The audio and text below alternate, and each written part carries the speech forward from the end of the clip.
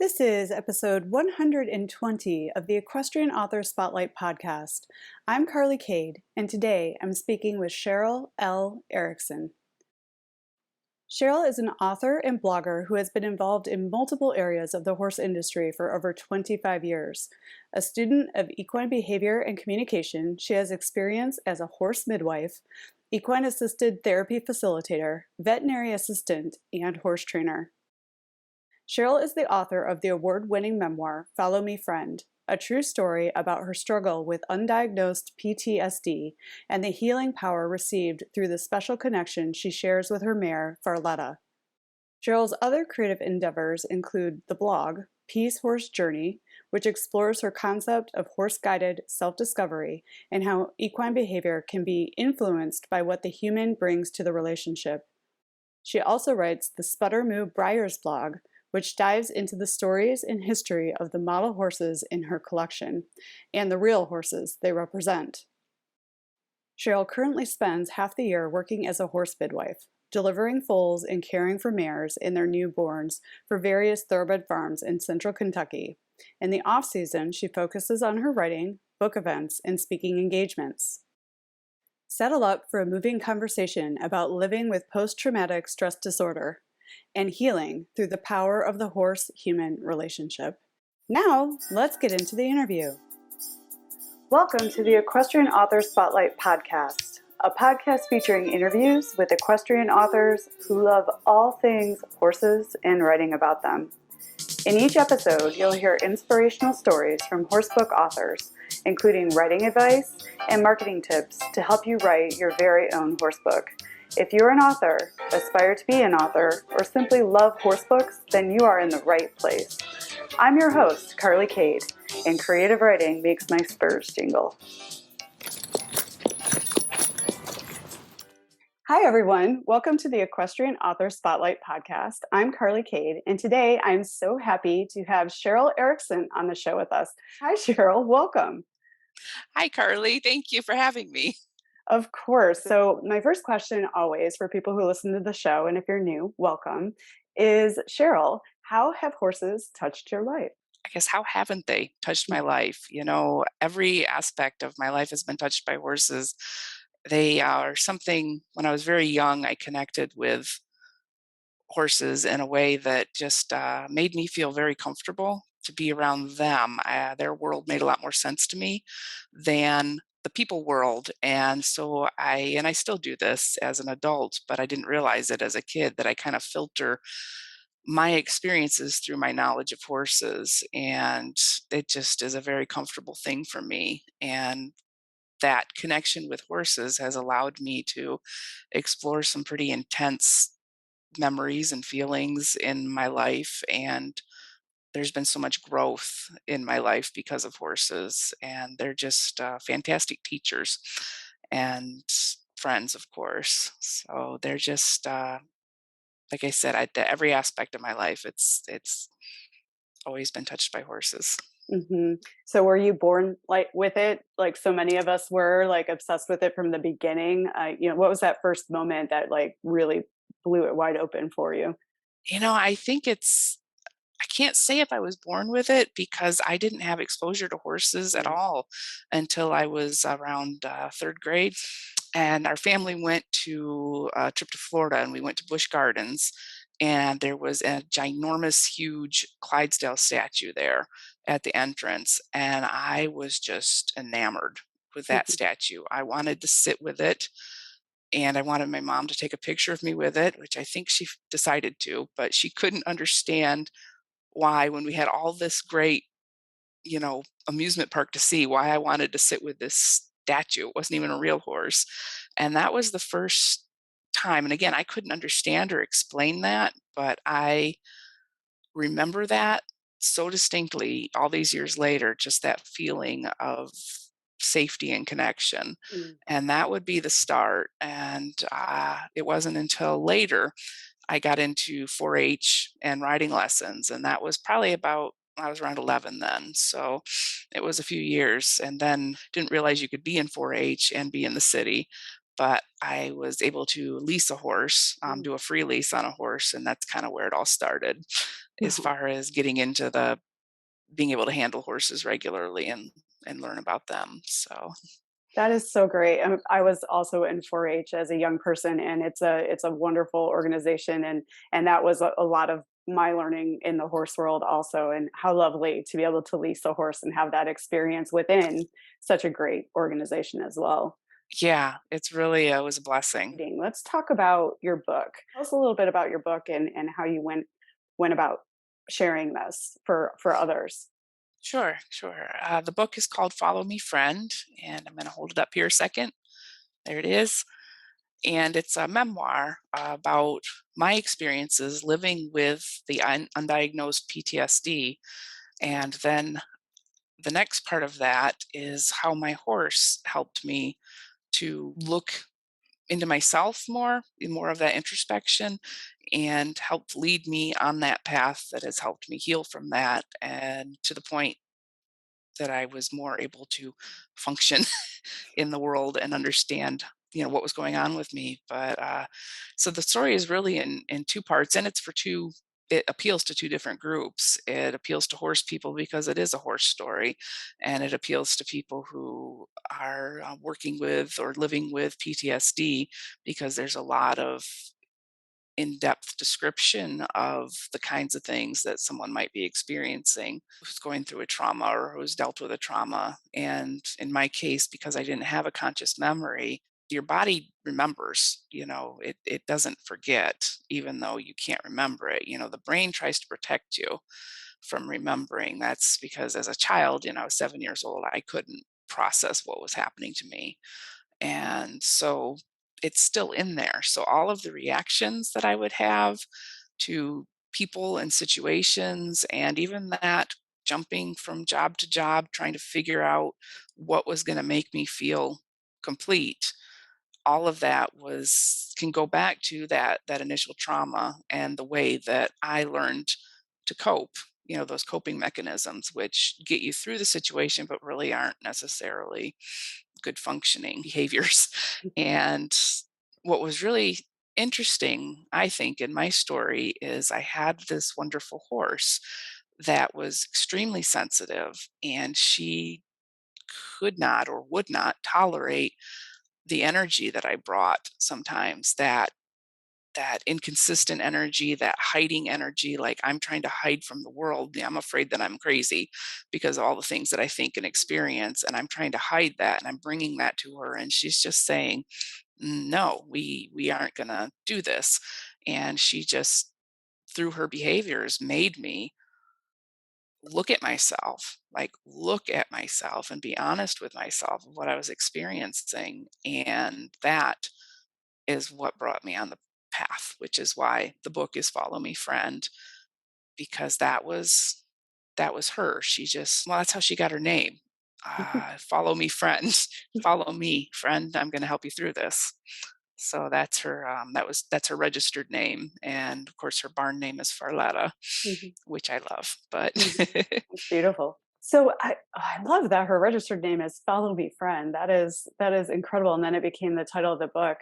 And what a beautiful gift to have that relationship. And what a beautiful thing that you could recognize that she recognized you, but you saw that she was there to help and she was checking your energy, which they always do, which is really cool. What can you share a little story or an example of something that she would do where she was like, "No, we're not doing that, mom." I do, and it's probably the big turning point actually in the story.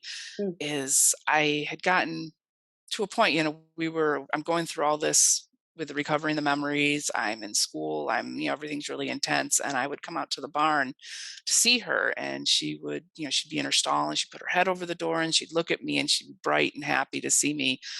And I'd put her halter on, and she was good with that. And then I'd get her out to actually handle her, and she would just, she would just dance, and she wouldn't stop moving. And just, I'd think, "Oh, she's got a lot of energy, so I'll take her out to the arena and see if she wants to free lunge and run around." And then she would act like she was walking through wet cement, like she could hardly move. And I just couldn't figure it out because I knew this horse, and I know that behavior is communication. Mhm. And I know that she's not a bad horse. They always are trying to communicate something with us. And I couldn't figure out why she was behaving this way around me and didn't seem to want to be handled, but she didn't necessarily not want to see me. She just didn't want to be with me in that way. And so that, of course, I internalized, took it personally because that's a very common, from trauma.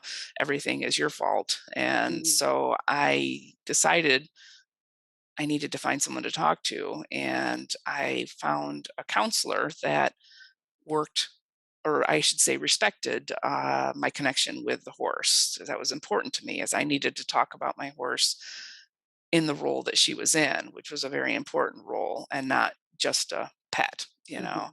And it was seeking that help that helped me understand and helped me start recovering those memories. They started coming up. And so what I ended up doing is I took that back to Farletta, and I literally told her, I said, Farletta, this is what's happening. This is what I'm experiencing. This is what I'm feeling. This is what happened to me. And this is why this is happening, what we're feeling. And it was like a switch flip. Mm. And she just calm again, back to her old self. That's Like, incredible. yeah, like nothing. She's like, she was waiting for that. And so it became a way to check myself. When her behavior would change, I would look at myself. What am I bringing to this right now? What am I hiding? What am I trying to suppress?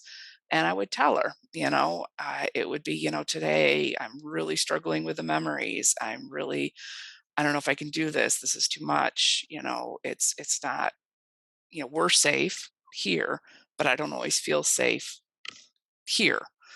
And I would tell her that, and she would go back to calm. And it's just a physically, speaking out loud, whether or not she could understand the words or if it was just the energy, doesn't matter to me what it was.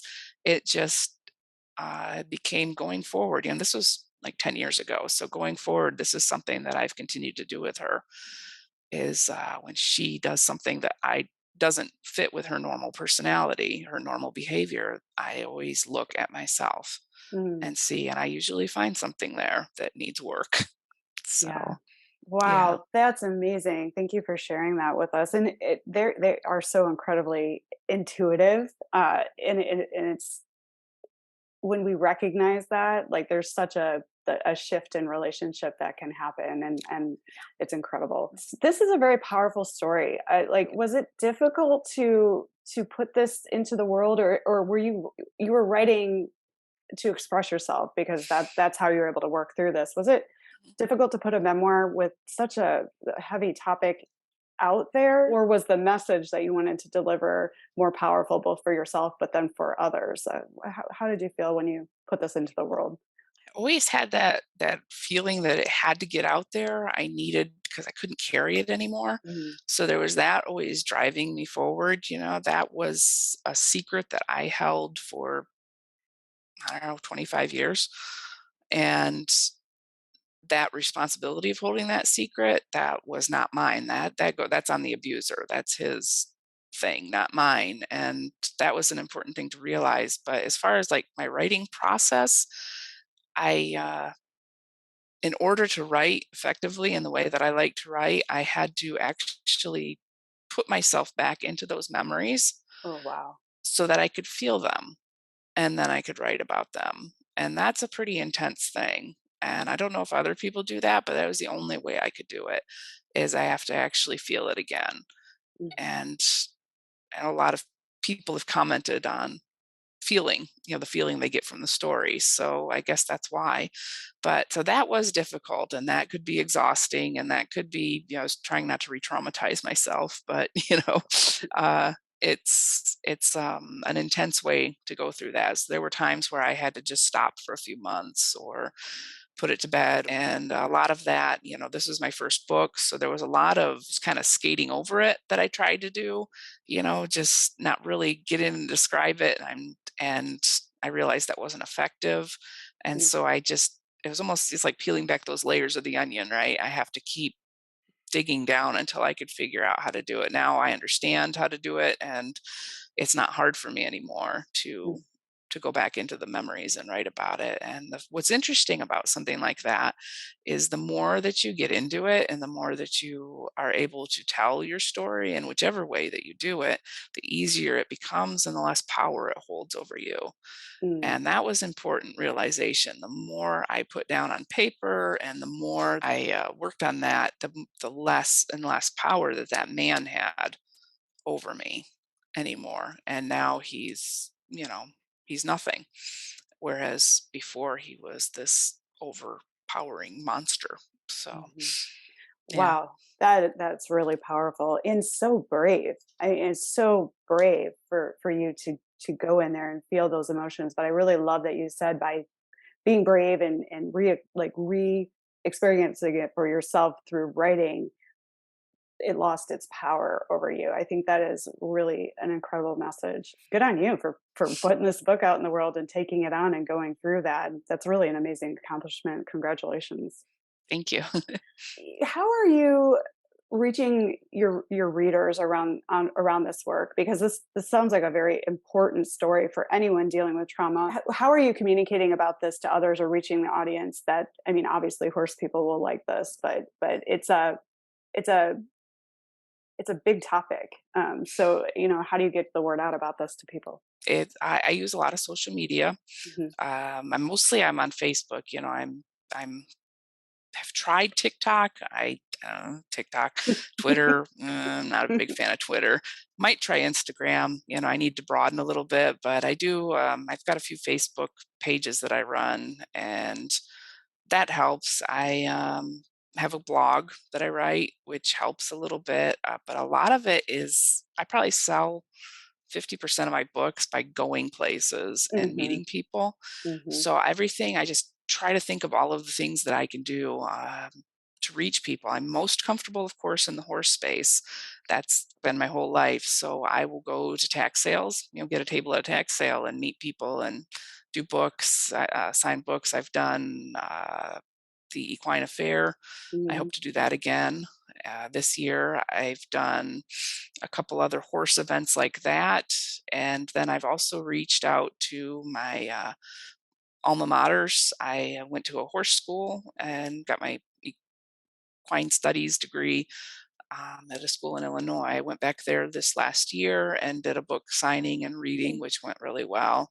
And then I also reached out to Western Michigan University, where I did my social work program and taught a course actually about Cool.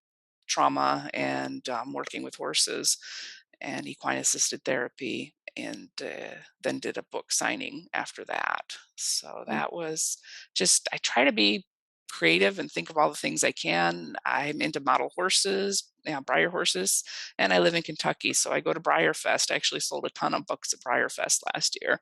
Just people, they get excited. It's a horse, and meeting the author apparently is a exciting thing. It's funny to watch people, like they'll look at the book and they're like, "Oh, a book," and I'm like, "Yes, I just wrote that." And they're like, "You did?" So if you're an author and you're out there, get out there with your book. People like the face, Mhm. with the book, and that's exciting. For people to meet the author, I think, and have that connection. And I sell a lot of books that way. So I'm always trying to think of new ideas. I'd like to do some reach out more to the mental health community, Mhm. not as connected there as I used to be because it's been a while, since I graduated and I didn't go into practice. I also work at reaching out to the equine assisted therapy community. I've done a lot that way. So it's just kind of, it's like a constant thing. Everything I can think of, get an idea, get out there. What haven't I tried? And keep reaching. And because I believe this book is going to help people, I want it to help people. I also like to put them out into the universe, which means I take them and I'll leave them places. Sometimes I've left them at the airport or at a coffee shop or just some random place where I feel like maybe somebody will find it who needs it. And yeah, so I love doing that and just finding different ways to help people get that book into their hands, believing that it will find the person that needs it. Oh my gosh, that's wonderful. I love the little gifting and leaving it in places. And I do believe that the people that will need it, that will pick it up, it's meant to be. That is wonderful. So with marketing, it's so interesting, right? And it's like I think you have to like what you choose to do in order to get your book out in the world. Like, Mhm.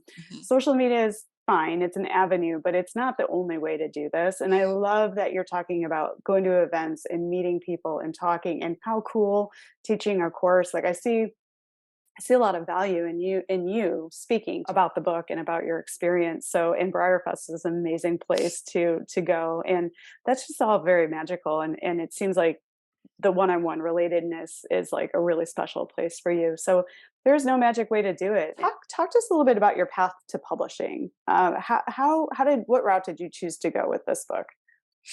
I went with self-publishing, Hmm. and I did initially try to do the traditional route. I did, I really only tried 3 or 4 different places that I sent it to, and because it's such an intensely personal story, even the really, really kind and gentle rejections just Mm. really tore me up.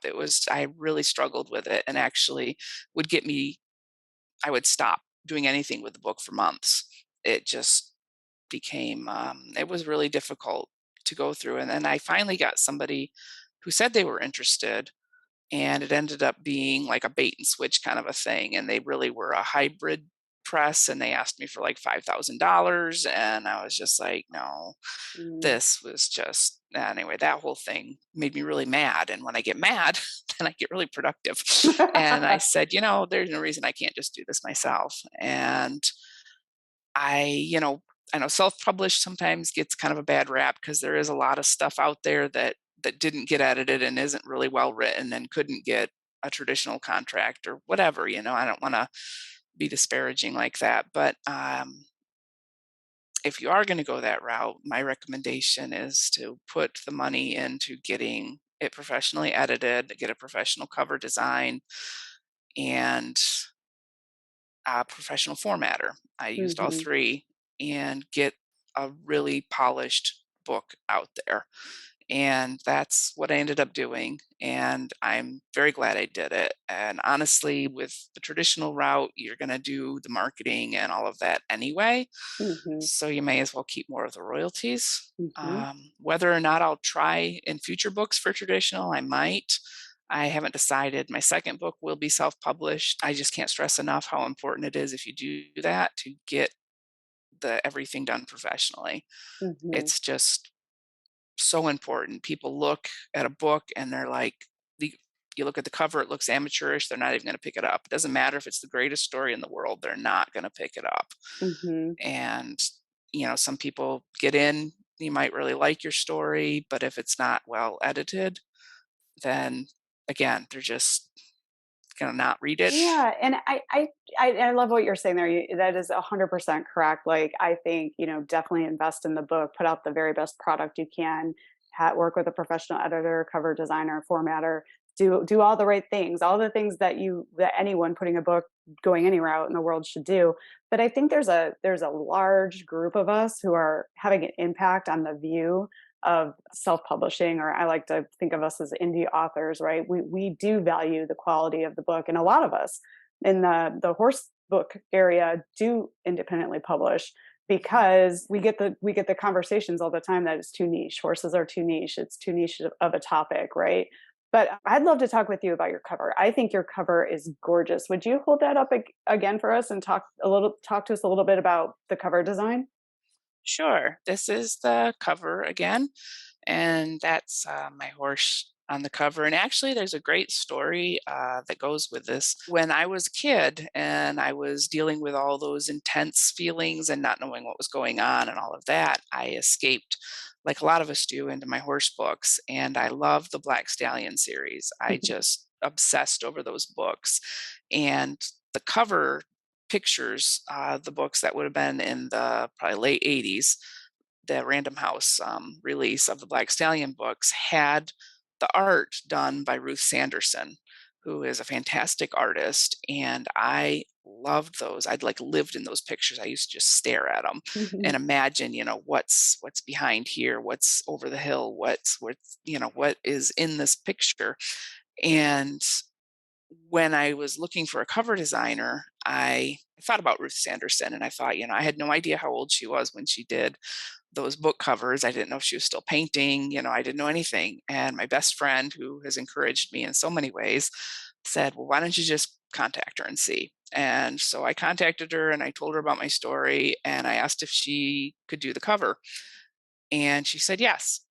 And so we made a deal, signed a contract, and she actually painted this picture, which is like the little Cheryl in me is so in love with this cover. Oh, So that's the story. And I have this painting in my house now, oh, which I love. And so that was so important to this story. fantastic and gorgeous. And I'm so glad I asked that lovely story that you were able to work with her and you have the painting in your home. I mean, I love it. I look that at it is every day. amazing. Yes, I was so excited when she said she could do it, but also that she could include in our package to send me the painting. And Oh, I thought that's yeah, so that I've got, and that's like I said, the little girl in me is just like, ah, so that is cool. excited. And to back up just a little about the self-publishing, I also want to say it gives you a lot of control. Yes. And I had editors early on that I spoke to that didn't want that wanted me to change the name of the book, and it had to have that name. It just had to. And when you read it, you'll know why, and of course it's her name, but it had to, and I had to have that painting. It Mhm, had to. It mhm, just I don't care. I'm not changing it. So mhm, that was important because had I had a traditional contract, they could have overridden me on those things and done something completely different. And wouldn't that have been a real shame and a abs disappointment? So absolutely, yeah, the control and being able to create the product as you see it and control the cover design and what you title it and the things that are important to you. There's so much more power and ownership when you do it yourself. There's like such magic and all these magical things happen when you decide to share your story and being bold in the connections you create and then all wound up in this incredible cover for you. So that's really cool. Thank you for sharing that. thanks. And then I always like to ask these questions because it's a little bit different from everyone, and I feel like there's like a learning opportunity in the responses. So for you, Cheryl, what is the very best thing about being an author? But then on the flip side of that, what has been the most challenging thing for you? The best thing I think is having that finished product, Mm, that's like a culmination of hours and hours and years. That took me like 8 years to make that happen, that book happen, and just having that sense of accomplishment for that and knowing that my story is out there in a way that I want to tell it. The most challenging is putting yourself out there and trying, that marketing is constantly trying to sell yourself. And that is for someone who spent, my entire life trying to be invisible, mm. that's really hard. I'm getting better at it. I'm getting used to it. I'm here, I'm doing podcasts, yeah, it's just calling attention to yourself constantly. It just feels kind of, and so that would be my struggle, definitely. Yeah, and what's interesting also through the challenges, there's power. It's interesting to me that people are can be harsh with creatives because Mm, being a creative is a labor of love and it's very personal and it's I think sometimes people don't understand how much of yourself goes into the creation of something.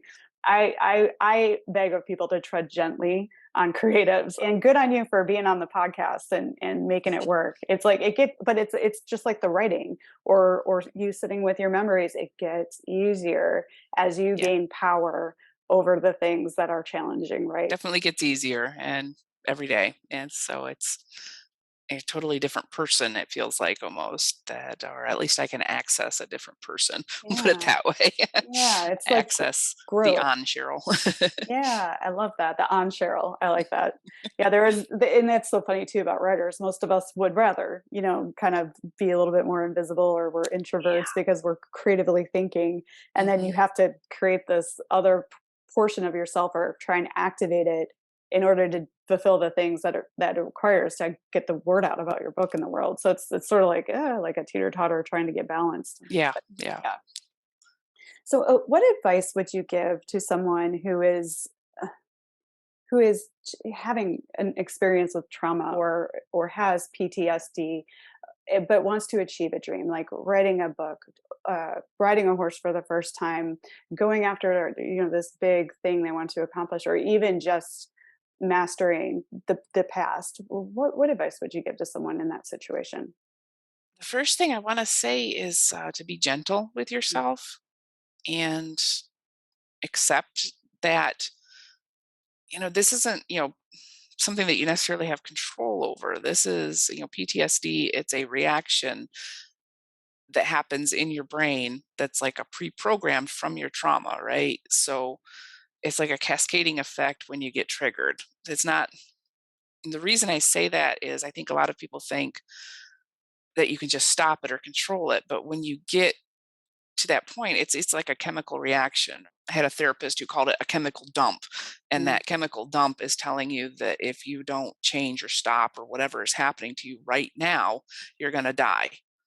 Even if your mind is telling you, oh, you logically, you're safe or whatever. It doesn't matter what your logical mind says because you've got this chemical dump that's telling you you're going to die if you don't change something. And I think that's an important thing to understand or be gentle with that part of you. And the way to get through that is to learn how to reprogram those triggers and how you deal with them and stuff. And which brings me to the second part is to don't try to do it alone.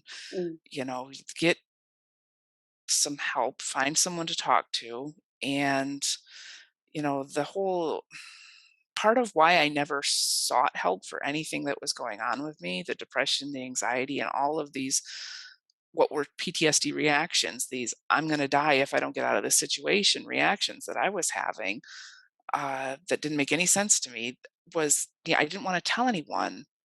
And I never told anyone. I didn't tell my family. I never told anybody what happened to me mm, but I didn't want to tell anyone because I was scared of what, people would think. I was scared that they would think I was crazy. And when I did finally try to reach out a couple times, I reached out to people who ended up not being equipped to help me. mm, And that can be, sometimes it's a friend. You got a friend who can listen to you, that's great, but they may not be equipped to help you. That doesn't mean that they say don't let that invalidate you. Same thing with a counselor. A counselor should be trained and is trained, but that doesn't mean that PTSD is in their wheelhouse. And what I guess I'm trying to say is to when you seek help, which I know is the hardest thing, if the help doesn't feel right or isn't resonating with you, that's not your fault. That is only that it's not the right person for you. mm, And to please, please, please try again. And I know that's hard. I know how hard it is to you take all of that energy and ask for help and then get slapped back. And a lot of people never try again. And mm, that is devastating because we lose a lot of people to suicide with depression, with PTSD, with anxiety, and it's not something that is like a snap decision, right? It's something that builds and mm, builds and builds and builds. And I guess my biggest wish is that we can save more people by normalizing conversations and helping people understand you got to keep trying. If it's not the right person and if they can't resonate with you and they don't have the right way to work with you, it's not that they're bad and it's not that you're bad. It just means they're not the right fit. mm, So keep trying. And there's so many different ways now. We've got Zoom, the suicide hotline. There's texting now. You can text the suicide hotline. You can do an online chat with them. You don't have to call, and you don't have to go and sit in an office anymore. So there's just try, keep trying, and know that it's gonna PTSD is kind of the gift that keeps on giving. mm. which is another thing I stole from a counselor that she said. And just when you think you've got it all under control, something will come back and get you again. And that's part of the process. And anyway, you're not broken. That was so great, and thank you for being a voice for people that are going through that sort of situation, and writing a book to make awareness and talk about it so there's more awareness. And I love Yeah. that. Yeah, being gentle with yourself and searching for help and finding the right connection. Yeah, that's a big component of it, but don't give up. So thank you for Mhm. being an advocate for people suffering from PTSD. That's really important. And we need more people doing what you're doing. So thank you. Thank you. Yeah. I always like to ask this one too, because I love to learn. I love to continuously learn, and I like to take other people's recommendations. Have you read or listened to anything lately that has really inspired you or has impacted you? Yes, I love to read stories about real people Mm, and their experiences. And, I read a ton of memoir, which would be another bit of advice as a writer, and read your genre. What you're mhm. writing, you need to read it. I read a lot of memoir because of that. I prefer, I have read a few celebrity memoirs, but that's not my thing necessarily. I just love normal, real people and real experiences. As a writer and as a human, it's really important to look at other people's stories, and people that are different than you is really important to Mhm. look at other cultures and look at other life experiences. I've also recently read a book called Alone by Admiral Richard Byrd, Mhm. who was an Antarctic explorer, and it was written in 1938 about his 1934 expedition to the Antarctic, where he survived the most ridiculous conditions and just by himself. He was completely alone. And that was, the name of the book, but a really fantastic book. Another book, I don't know if inspiring is the word as much as it was just beautiful, beautifully done, was The Journey of Crazy Horse, a history Mm, of the Lakota people. mm, And that, Marshall was the last name of the author. Listened to the audiobook, beautifully done. mm. And again, for me, there's just so much value in reading other people's stories and seeing the different pieces of other people's lives that have created this whole world that we all live in, right? Mhm. We're all connected. We're all, my experience isn't like your experience or like other people's experiences necessarily, but we all are part of the same world. And I believe that that connection, it flows, from all of us and to all of us, that even if we're not doing the same things, we're still sharing similar experiences. Yeah. Yeah. Thank you for the recommendations. And yes, memoir is amazing. I love that you said read your genre, but Mhm. there's also a lot to learn through other people's experiences. I mean, that's story is the way we've grown as beings, like from the beginning of time. So sharing other people's stories and the actual experiences that they've had can just give you such perspective that there is just no one way of doing things. So that's great Mhm. advice. What does creativity mean to you? Creativity is, I think of it as a release, Mm, a way of getting these pieces that are inside you out in a way that you can express it to help others. It's a gift, that some people have more of than some other people, but I think it's a communication. It's a way that people learn to express themselves, and I'm going to leave it there. that's perfect. I love that. And it is. It's an expression and a release. Yeah, fantastic. Mhm. And then what are you curious about? I heard you mention there's another book coming. Do you want to talk a little bit about that and what you're up to? What's next?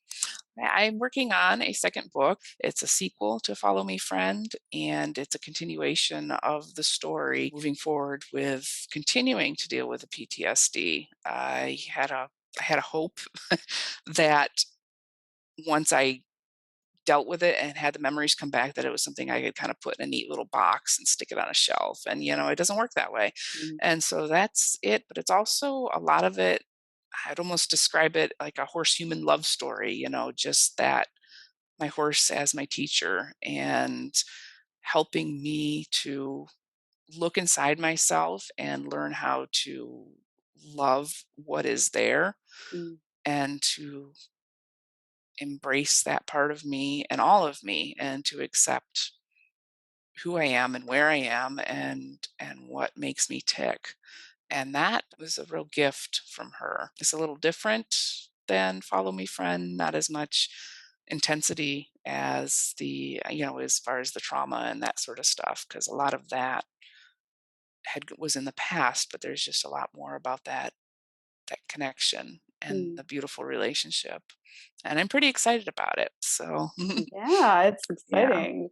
It's seen once you've done the first one, you know you can do it, and the second one is more exciting. It's still a mountain climb, but when you hold that book in your hand, you'll be like, oh, so happy. That's Yeah. wonderful. And I love how Yeah. you described it, a horse human love story. That's Yes. lovely. Yeah. Thank We you. need to I love celebrating the relationship between horses and humans when you have that deep bond with your heart horse. It's so awesome. Yeah. I can't wait for that one to come. Congratulations. Thank you. Thank you. And thank you for being so open and sharing so much of your story and yourself with us and talking about these topics. I I think you're brave. I think it's important. I'm glad that you're bringing your voice to the conversation. Can you tell listeners where they can find more information about you and your books? Sure, sure. My website for the book is followmefriendbook.com. And that's my author website and gives you all the book stuff. And I've also got the social media. Mostly I'm on Facebook, like I said. So if you search my name, Cheryl L. Eriksen, it'll bring you to my author profile. Friend, you can be my friend. And then there's the blog, the Peace Horse Journey wordpress.com is my blog that I explore that horse human relationship and horse guided self discovery. That's exciting. And I will make sure to link to all those places in your show notes so people can get to you easily. And Cheryl, thank you so much for the gift of your time. It's been such a joy speaking with you. I appreciate being here today. Thank you so much, Carly. This is a very nice talk and was a great opportunity. And I'm really grateful. So, yeah. My pleasure. Thanks for joining us this week on the Equestrian Author Spotlight podcast. I hope you enjoy these Q&A sessions with wonderful equine authors who love all things horses and riding, just like me. Visit my website, carlycadecreative.com, where you can read the show notes, and make sure you never miss a show by clicking the subscribe button now. This podcast is made possible by listeners like you. Thank you so much for your support. Want a free guide to secrets of horsebook authors? Gallop over to carlycadecreative.com/wisdom to have author advice delivered instantly to your inbox. If you are an author who writes about horses and would like to be spotlighted, please let me know. Visit my contact page at carlycadecreative.com to fill out a request. I'd be happy to have you on the show too. Thank you for tuning in to the Equestrian Author Spotlight podcast. See you next time. I'm your host, Carly Cade. Creative writing makes my spurs jingle.